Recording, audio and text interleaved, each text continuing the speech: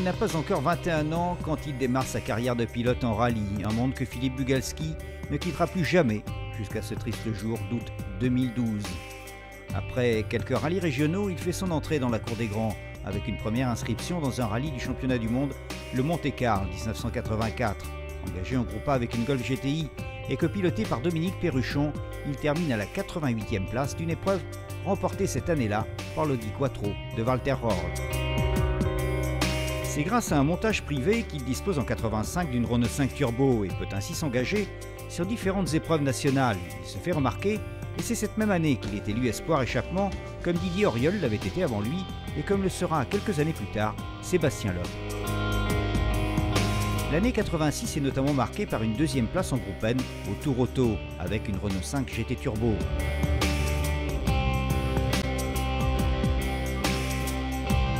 On le retrouve en 1987 au sein du team Renault Chartres Compétition, l'écurie semi-officielle de la régie, pour disputer le championnat de France des rallyes au volant de la R5 GT Turbo.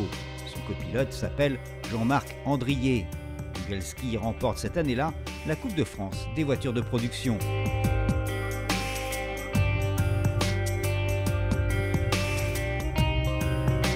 En 1988, Renault Chartres Compétition est chargé par la régie de développer la R21 Turbo Groupe N. Pour cela, on fait tout naturellement appel à Philippe Bugalski.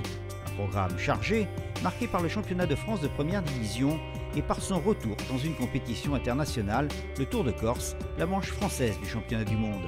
Malheureusement, une sortie de route mettra fin à un rallye que Didier Auriol et Bernard Roccelli remportent avec la Ford Sierra Cosworth. Une année 88 qui se soldera par l'abandon du programme mis en place par Renault, Renault ayant décidé d'engager pour la saison suivante une seule R5 GT Groupe N et elle sera pilotée par Jean Ragnotti. La saison 89 débute par le Monte-Carlo avec Denis Giraudet comme copilote et le moteur de la R21 Turbo va lâcher et l'équipage abandonnera. On décide alors à Chartres de se tourner vers le circuit pour disputer la saison en R21 Europa Cup. Bugalski est toujours là bien sûr, il fait équipe avec Joël Bouillet. Leurs adversaires s'appellent Pierre Thibault, Marco Spinelli, Heinz Becker, Bernard Castagnier ou encore Massimo Sigala, le vainqueur 89. C'est avec une place de deuxième au Paul Ricard derrière Bouillet et une quatrième à Monza que le rallyman clôturera sa seule saison en circuit. L'année suivante, Bug retrouve les routes de rallye. Nous sommes en 1990.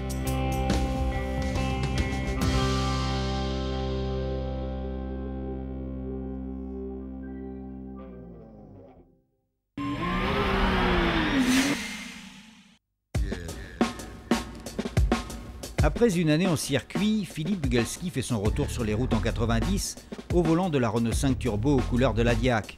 Il dispute un programme varié qui lui permet de remporter le groupe N au Tour Auto de la Réunion. Il remporte également le rallye de Turquie au volant d'une R11 Turbo Groupe A. Renault passe la vitesse supérieure en 1991 avec l'arrivée de la Clio 16S Groupe A. Toujours secondé par Denis Giraudet, Philippe Bugalski participe à son deuxième Tour de Corse. Oubliez la sortie de route de 88, 8e au scratch, l'équipage termine premier dans sa classe.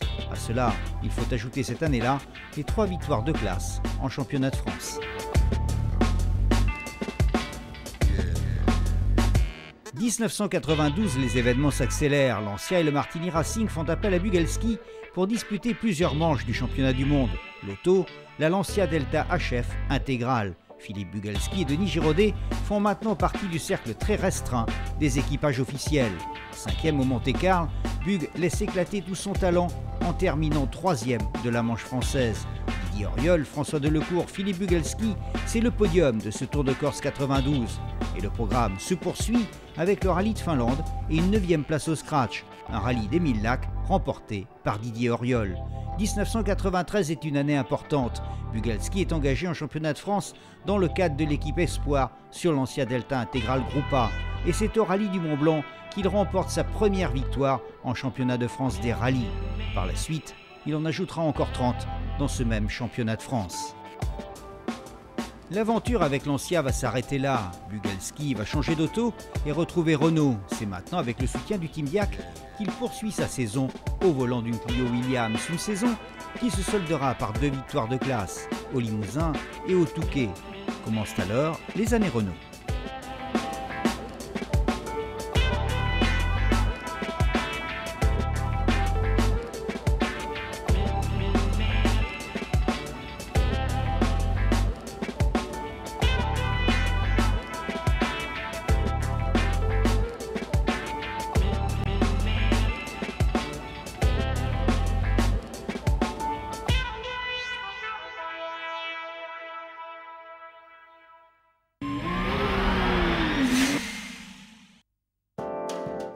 Nous sommes en 1994 et après avoir retrouvé Renault au cours de la saison précédente, Philippe Bugelski est désormais un des piliers du Team Diac.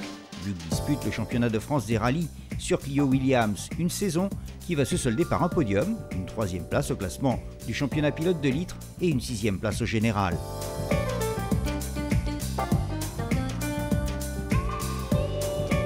La saison 95 débute tragiquement avec le décès de Thierry Renault. Son copilote trouve la mort lors d'une violente sortie de route au rallye Grasse-Alpin. Jean-Paul Chiaroni rejoint Bugelski. Dans le baquet de droite débute alors une complicité et plus que cela même, une véritable amitié entre Bug et Coco qui durera pendant 8 ans de compétition et même encore après. Toujours sous les couleurs du Team Diac, l'équipage Bugelski-Chiaroni mène la Clio Maxi plusieurs fois à la victoire, que ce soit en mondial en 2 litres au Tour de Corse ou bien dans l'Hexagone. Avec 3 victoires scratch au Rouergue, au Mont-Blanc et au Limousin et 4 en 2 litres, Philippe Bugelski est sacré champion de France pilote 2 litres et vice-champion de France pilote. L'évolution de sa carrière de Philippe Bugelski.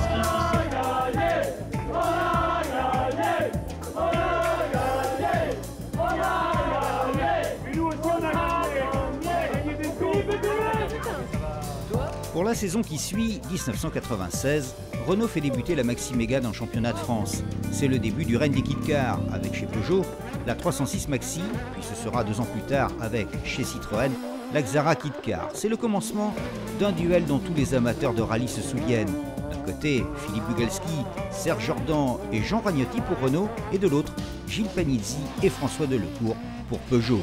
Une saison largement dominée par Gilles Panizzi, qui remporte 6 victoires contre 2, le Grasse-Alpin et le Rouergue pour Philippe Bugelski. On va saluer la victoire d'un homme, d'un équipage, d'une voiture, celui qui l'année dernière avait remporté 3 victoires et qui cette fois a parfaitement, maîtrisé la situation en l'emportant avec 1 seconde d'avance sur son adversaire direct, celui qui lui aura donné une réponse de tous les instants, c'est Gilles Hervé Panizzi bien évidemment. Une saison 96 marquée également par une participation en mondial au Rallye de France, au Tour de Corse, qui se solde par une victoire en 2 litres de la Maxi Mégane du Team Diac. L'année suivante, on attend avec impatience la suite de la bagarre Renault contre Peugeot, et elle ne se fait pas attendre. Dès le premier rallye, dès le Lyon-Charbot, les frères Panizzi s'adjugent la victoire. L'équipage Bugelski-Chiaroni doit se contenter de la 3e place. C'est au rallye du Mont-Blanc, puis au rallye du Limousin, qu'il monte sur la plus haute marche du podium. Mais cela sera insuffisant pour aller chercher un titre que Gilles Panizzi remporte pour la 2e année consécutive.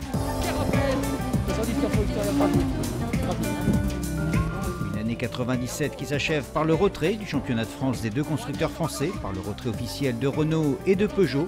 C'est la fin de l'ère Renault pour Philippe Bugelski et Jean-Paul Chiaroni, mais leur carrière va rebondir. Avec l'entrée en scène du 3e constructeur français, débutent alors leurs plus belles années, les années Citroën.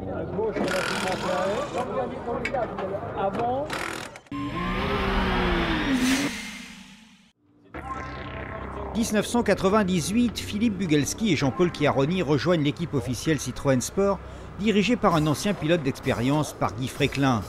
2 Xara Kit Car sont engagés sur toute la saison du championnat de France. La 2e est pilotée par Patrick Magot. Malgré des défauts de jeunesse de l'auto, Bugelski mène par 3 fois la Xara à la victoire, au Charbonnière, au Limousin et au Rouergue.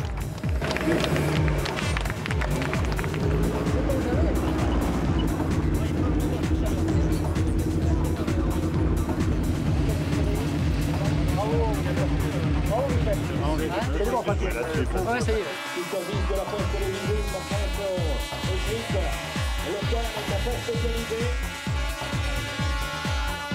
Et la victoire donc pour Philippe Bugelski et Coco Chiaroni. Rallye Alsace-Vosges, Philippe est au volant de la Xara Kit Car, Coco à la lecture des notes. 200 mètres. Oh putain! Merde!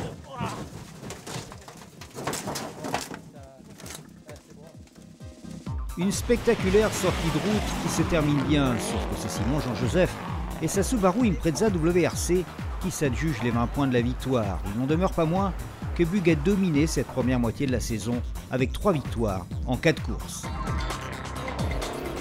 La deuxième partie est en revanche beaucoup plus serrée. Coup sur coup, Jean-Joseph s'impose au Mont Blanc puis au Touquet. Il est revenu dans les points. Alors Bugalski réplique, il s'adjuge les deux rallyes suivants, l'Antibes et les Cévennes. Et c'est au Var qu'il prend définitivement l'avantage. En remportant le dernier rallye de la saison, il est sacré champion de France des rallyes. C'est son premier titre de champion de France. Pour la saison 99, Citroën Sport décide de n'engager qu'une seule voiture. Et c'est sans véritablement d'adversaire capable de se mesurer à une structure officielle que Bug remporte son deuxième titre de champion de France.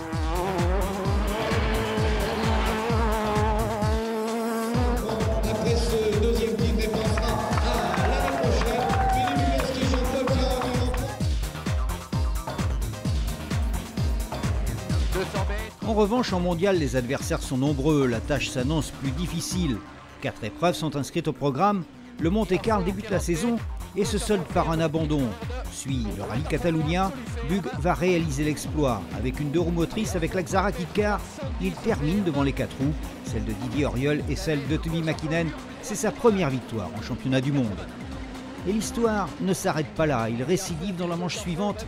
Avec 13 temps scratch sur 16, il remporte le Tour de Corse devant son équipier Jesus Pouras. Suivent Carlos Sainz, Colin McRae et Didier Auriol à la 4e place. La dernière épreuve de San Remo se solde par un abandon, un rallye donc à oublier. Ce que l'on retiendra, ce sont ces 2 victoires qui incitent Citroën à franchir le pas en mondial. La suite, le championnat du monde des rallyes avec Citroën. Nous sommes en 2000. Avant le poste mature pour le fait de droite, 70 et 3.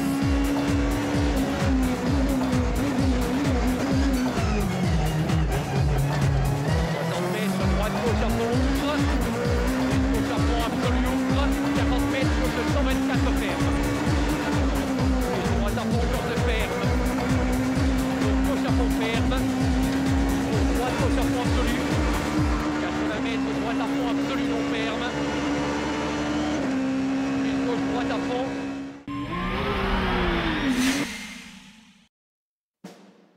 En 2000, Citroën décide donc de faire rouler la nouvelle Xara T4, la Xara 4 roues motrices, en vue d'un engagement futur dans le championnat du monde des rallyes. Un mini-programme en WRC est prévu, auquel on ajoute le championnat de France. Si l'on croyait que cette année 2000 allait se résumer en une suite de séances d'essai, eh bien on se trompait. En s'imposant à 7 reprises dans le championnat de France, Philippe Bugalski vient de remporter son 3e titre d'affilée. Le titre étant acquis avant la dernière manche, Bug ne participe pas au rallye du Var. Yves Fréquelin profite de l'occasion pour confier une Xara Kit-Car à Sébastien Loeb, qui remporte sa première victoire en championnat de France. À Philippe Bugalski, pilote officiel Citroën Sport, est venu s'ajouter un autre pilote, promis dit-on à un bel avenir, c'est Sébastien Loeb. Loeb qui remporte cette année-là, en 2001, le titre junior WRC avec une Saxo Super 1600 et le titre de champion de France des rallyes avec une Xara Kit-Car.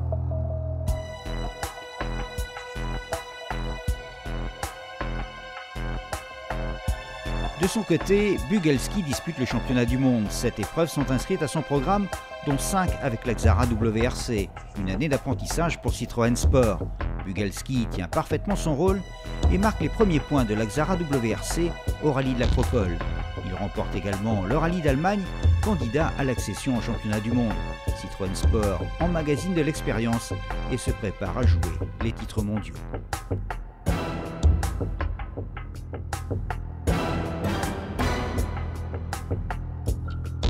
Une expérience dont va pouvoir bénéficier Sébastien Loeb qui, nous sommes en 2002, fait son entrée dans le championnat WRC. Un programme pour Citroën encore restreint, en vue d'un engagement complet à toutes les épreuves du championnat 2003. 2 années durant lesquelles Bug poursuit sa mission, faire de Citroën la meilleure équipe du monde en rallye.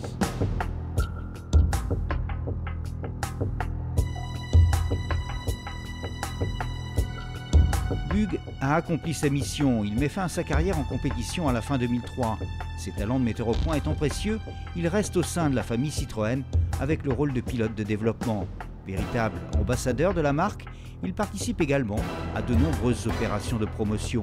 Parallèlement, il s'associe à Automeca où il aura la fierté d'accompagner des pilotes comme Thierry Neuville et Kevin Abring jusqu'au professionnalisme. C'est à Béatrice, Marine et Victoria que nous dédions ces images sur la carrière d'un pilote qui pour nous restera toujours Guy Bug.